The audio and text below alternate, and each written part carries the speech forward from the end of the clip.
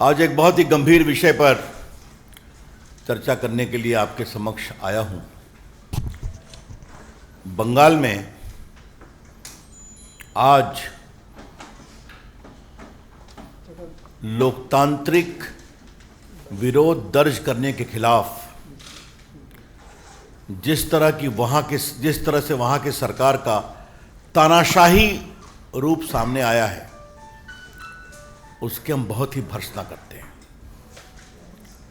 बंगाल में लोकतंत्र नहीं है। वहां जो भी विरोध करता है या तो केस पे फंसाते हैं या फिर शासन के द्वारा तंग किया जाता है या फिर हत्या की स्थिति भी आ जाती है। पार्टी के द्वारा बताया गया कुछ दिन पहले कि अब तक लगभग 115 भाजपा के कार्यकर्ता वहां राजनीतिक हिंसा का शिकार हुए हैं, जिसमें पुलिस के द्वारा कोई प्रामाणिक कार्रवाई नहीं की गई है। और ये बात हम बहुत जिम्मेदारी के साथ बोलना चाहते हैं।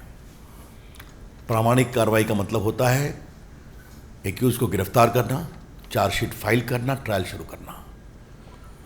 तो ये 2-3 साल के आंकड़े आपके सामने प्रस्तुत किए गए थे पार्टी के द्वारा, मैं उसको दोहराऊंगा नहीं। आपको मालूम है कि जब देश के गृह मंत्री अमित शाह जी पार्टी के राष्ट्रीय अध्यक्ष थे, तो उनके हेलीकॉप्टर को उतरने की अनुमति नहीं दी गई। आपको मालूम है पिछले चुनाव में, लोकसभा चुनाव में प्रधानमंत्री के मीटिंग के स्थल में भी बदलाव किया गया। आपको मालूम है इस बात को।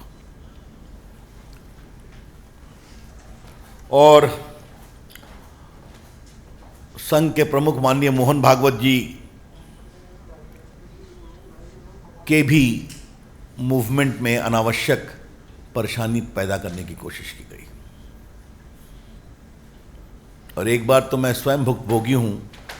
जब मैं पटना से चुनाव लड़ रहा था तो पटना के कंकड़बाग में उत्तर प्रदेश के मुख्यमंत्री जी मेरे प्रचार के लिए आने वाले थे,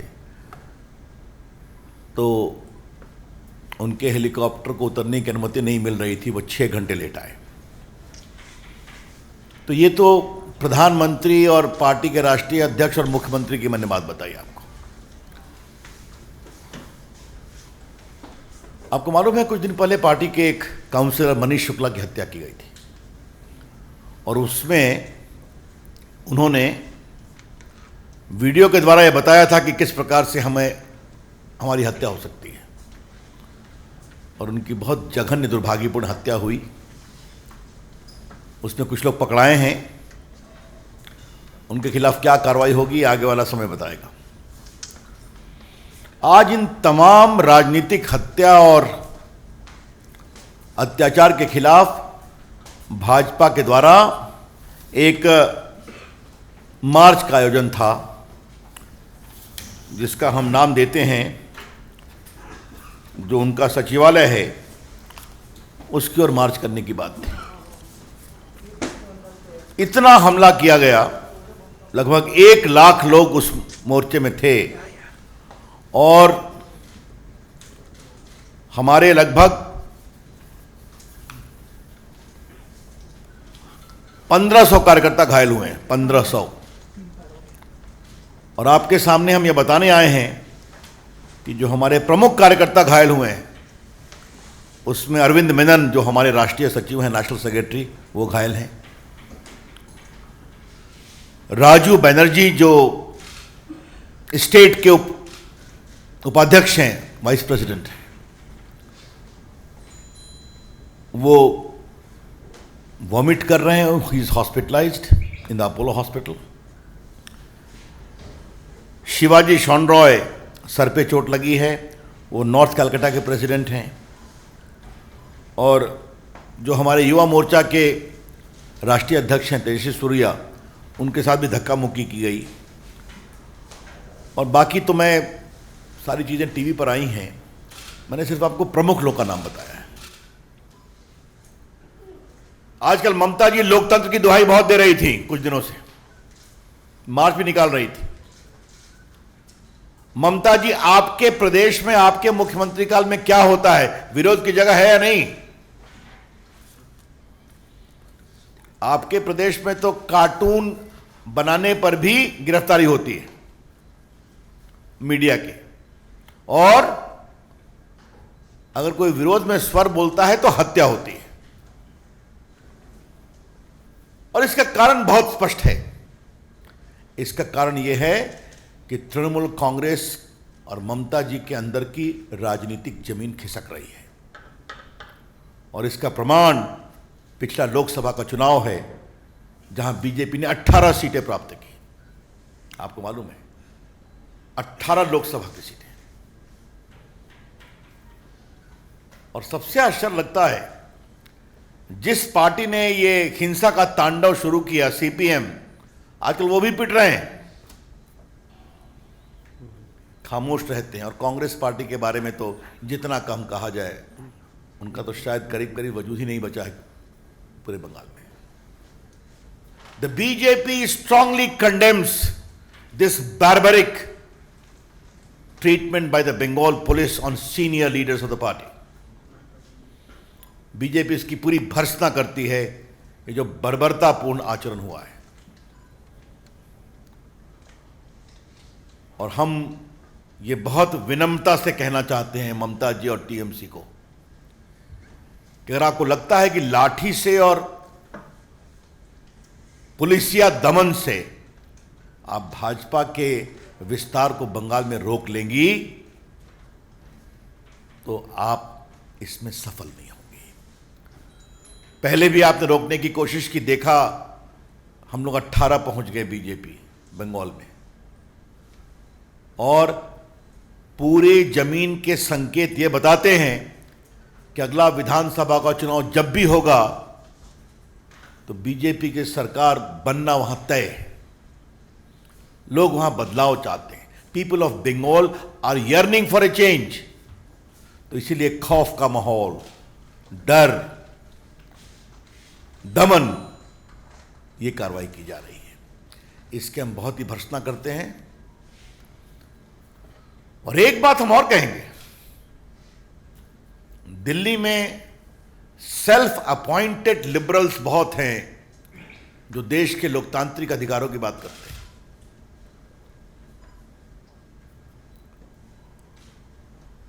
भाजपा राज में कोई घटना होती है, उसकी जांच भी हो रही है। कोर्ट में तो ये तक कह दिया गया कि आप कोर्ट के नियंत्रण में जांच करा लीजिए। उसको लेके इतना हल्ला, लेकिन बंगाल के पुलिस के दमन पर खामोशी। ये क्या है? This hypocritical double standards of the self-appointed liberal keepers of conscience also shows that the entire saga of torture of Bengal administration and police and the brutal suppression of opposition voice is of no importance to them. तो विरोध की आवाज को दबाया जाए, ये उनके लिए विषय नहीं है। और ये कोई नई बात नहीं है। केरला में भी जब संघ के स्वयंसेवकों को मारा गया सैकड़ों की संख्या में, तभी वो खामोश रहते हैं। लेकिन देश की जनता समझती है, बंगाल की जनता समझती है, और वो उचित समय पर इसका जवाब देगी। लेकिन हाँ, हम ये बात बहुत विनम्रता से कहना चाहते हैं, हम किसी हिंसा में विश्वास नहीं करते हैं।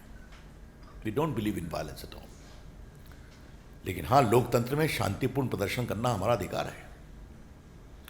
और इस पर इस तरह से बर्बरता से लाठी चलाई जाए, हमारे राष्ट्रीय स्तर के पदाधिकारियों को घायल किया जाए, हमारे प्रदेश स्तर के पदाधिकारी हॉस्पिटल में हों, महिलाओं के साथ बदसलूकी की जाए, लगभग 1 लाख से ऊपर के कार्यकर्ताओं और समर्थकों की भीड़ थी वहाँ पर।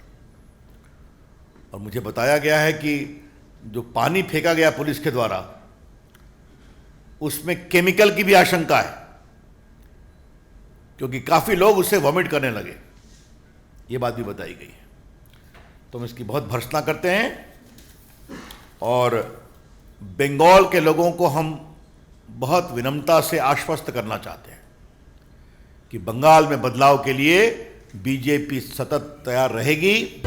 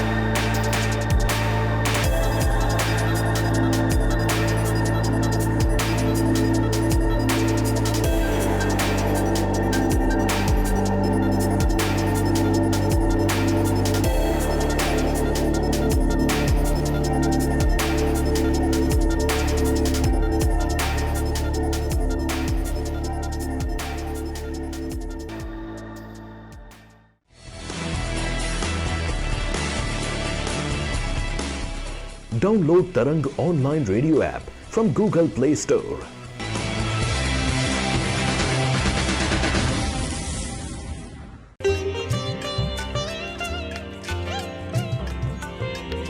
You are listening to Tarang Devotional Online Radio.